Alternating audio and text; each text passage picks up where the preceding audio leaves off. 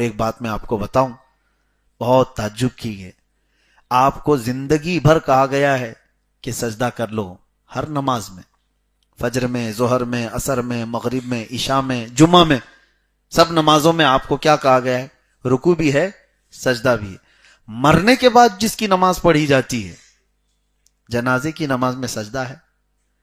نہیں ہے، جنازے کی نماز میں اب سجدہ نہیں ہے۔ یہ بتایا جاتا ہے کہ تیرے سجدے کا وقت ختم ہو گیا، سجدہ کرنے کا جو تجھے وقت ملا تھا وہ زندگی میں تھا، مرنے کے بعد جو نماز پڑھی جا رہی اس میں بھی سجدہ نہیں ہے۔ اور اس کی ایک وجہ یہ بھی ہے کہ جنازہ سامنے ہے تو کہیں لوگ یہ نہ سمجھیں کہ اس کی عبادت کر رہے ہیں ہم جنازے کی، نہیں۔ میرے عزیزو، سجدے کا ذکر اس پورے پارے میں کثرت سے ہے، اس کی وجہ سے میں نے اس باتوں کو آپ کے سامنے رکھا۔ باقی بہت ساری آیات بینات اللہ تبارک و تعالیٰ نے اس میں ہماری ہدایت کے لیے بیان فرمائی۔ قرآن پاک میں آدم علیہ السلام کے متعلق اللہ فرماتا ہے شیطان نے ان کو یہ وسوسہ ڈالا تھا، کیا کہہ کر کے کہ اللہ نے جس درخت کا پھل کھانے کو آپ کو منع کیا ہے، کیوں جانتے ہو؟ اس لیے کہ الا ان تکونا ملکین او تکونا من الخالدین، کہ تم دونوں فرشتے بن جاؤ گے یا ہمیشہ جنت میں رہ جاؤ گے، اس لیے تم کو منع کیا گیا ہے۔ کھا لو گے تو ہمیشہ رہ جاؤ گے یا فرشتے بن جاؤ گے۔ تو انہیں یہ لگا کہ ہم کو شاید اس لیے روکا گیا ہے، ہم کھا لیتے ہیں تاکہ جنت ہماری ہمیشہ کی ہو جائے۔ کھا لیا انہیں۔ فلما ذاق الشجرۃ بدت لہما سوآتہما، اللہ قرآن میں فرماتا ہے جیسی انہوں نے چکھا ان کے جسم کے کپڑے اتار لیے گئے، جنت سے ساری چیزیں اتار دی گئی۔ اور پھر اللہ تعالیٰ نے فرمایا قال اہبطوا بعضکم لبعض عدو ولکم فی الارض مستقر ومتاع الی حین، اترو اب زمین پر۔ آدم علیہ السلام کو سرندیب پہاڑ پر اور حضرت حوا کو جدہ شہر جو مکہ سعودی عرب کا آج شہر ہے، جدہ کہتے ہی ہیں دادی کو، اور دادی کے نام سے ہی وہ شہر ہو گیا، وہاں انہیں اتارا گیا۔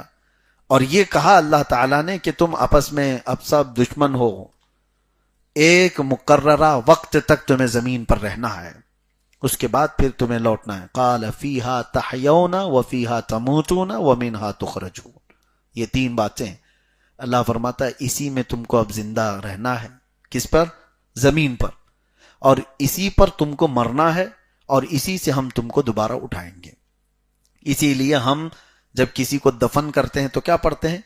منہا خلقناکم وفیہا نعیدکم ومنہا نخرجکم تارۃ اخری، اسی زمین سے ہم نے تم کو پیدا کیا، اسی میں ہم تم کو لوٹائیں گے، اور اسی سے ہم تم کو دوبارہ اٹھائیں گے۔ یہ تین یہ آیتوں کے جو تین حصے ہیں، اس کا مطلب یہی ہے۔ اور اسی مٹی کے ذریعے سے آپ کو یہ فرمایا گیا ہے کہ تم اس مٹی میں رہو، اسی میں یعنی تمہاری موت ہوگی اور اسی سے تم اٹھائے جاؤ گے۔ اللہ تبارک و تعالیٰ کہنے سننے سے زیادہ عمل کی توفیق عطا فرمائے۔ اور 9ویں پارے کی جو آیات بینات ہم نے تلاوت کی، اس میں سیدنا موسیٰ کلیم اللہ علیہ الصلاۃ والتسلیم کی قوم پر جو عذابات آئے تھے ان کا ذکر ہے، کیسے سخت عذابات آئے تھے۔ فَأَرْسَلْنَا عَلَيْهِمُ الطُّوفَانَ وَالْجَرَادَ وَالْقُمَّلَ وَالضَّفَادِعَ وَالدَّمَ آیَاتٍ مُفَصَّلَاتٍ، اللہ فرماتا ہے ان پر کیا کیا عذاب آئے بتاتا ہوں۔ بنی اسرائیل یہ بڑی ڈھیٹ قوم تھی، موسیٰ علیہ السلام کی قوم، ان کو اللہ نے بہت نعمتیں بھی دی ہیں، جنتی کھانا اترتا تھا، اور جانتے ہو وہ جب چلتے تھے تو سورج سایہ کرتا تھا، سورج کے بادل سایہ کرتا تھا، اور جب ان کے ناخن بڑے ہو جائے تو خود بخود کٹتے تھے، نیت کر کے رات کو سو جائیں تو ان کے ناخن کٹ گئے، بال برابر ہو گئے، نہ کسی سیلون میں جانے کا ہے، کچھ بھی نہیں، کپڑے ان کے خود بخود دھو دیے جاتے تھے۔ آجی ککڑی پیاز مولی یہ تو دے، یہ منو سلوا کیا اترتا ہے روز؟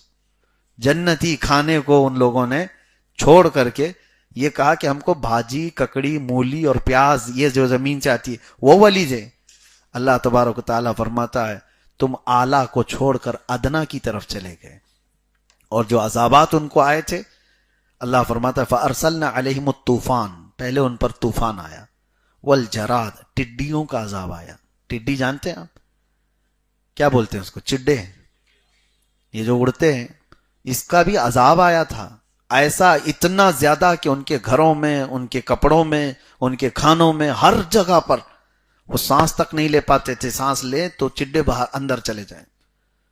والقمل، اس سے توبہ کیا انہوں نے اللہ کی بارگاہ میں، تو اللہ تعالیٰ نے وہ عذاب ہٹا لیا. پھر وہی نافرمانی کی تو اللہ تعالیٰ نے جوؤں کا عذاب بھیجا تھا.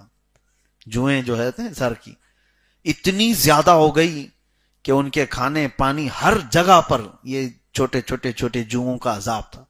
پھر وہ توبہ کیے, اللہ نے وہ عذاب ہٹا دیا. پھر مینڈکوں کا عذاب آیا, مینڈک ہر جگہ پھیل گئے, اس سے انہوں نے توبہ کیا, پھر اللہ نے وہ عذاب ہٹایا. پھر اخیر میں آیا والدم, اور خون کا عذاب. خون ایسا کہ ان کا پورا پانی خون ہو گیا, کنویں خون سے بھرے ہوئے ہیں, جہاں سے کھودیں پانی ان کے لیے ہے ہی نہیں, خون ہی خون ہے.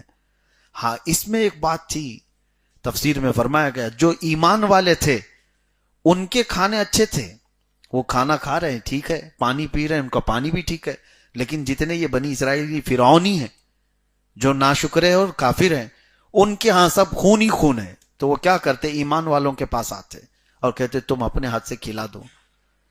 تو یہ ایمان والے اپنے ہاتھ سے جیسے کھلاتے ان کے منہ میں ڈالتے, جاتے ہی خون بن جاتا. ہاتھ لگنے کے دیر تک تو ٹھیک تھا, ان کے منہ میں جاتے ہی خون بن جاتا. پھر وہ بھوک کی شدت ان کی اتنی بڑھ گئی تھی, انہوں نے کہا کہ تم اپنے منہ میں پانی لو اور ہمارے منہ میں تھوکو تاکہ پانی تو ہمارے جسم میں آئے. تو ان لوگوں نے وہ بھی کیا, جیسے ہی کلی کرتے سامنے جاتے ہی ان کے منہ میں خون بن جاتا. یہ اللہ کا عذاب تھا. یہ 5 قسم کے عذابات آئے اور پھر دعا انہوں نے کی, توبہ کی, اللہ تعالیٰ نے وہ بھی عذابات ہٹائے. وَدَّمَ آیات مفصلات, اللہ فرماتا ہے وَاسْتَكْبَرُوا, جنہوں نے گھمنڈ کیا تھا, تکبر کیا, اللہ اب ویسے عذاب تم کو نہیں دے گا.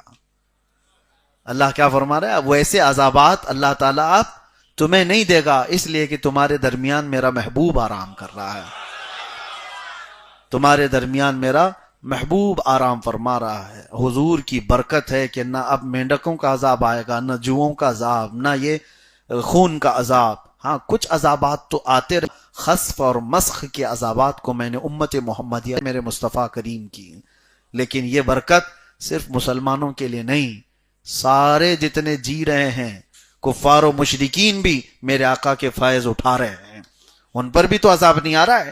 یہ حضور کی رحمت ہے جو ان پر بھی عذاب نہیں آ رہا ہے. اللہ تبارک و تعالیٰ میرے آقا کے قدموں میں اسی طرح رحمت والی زندگی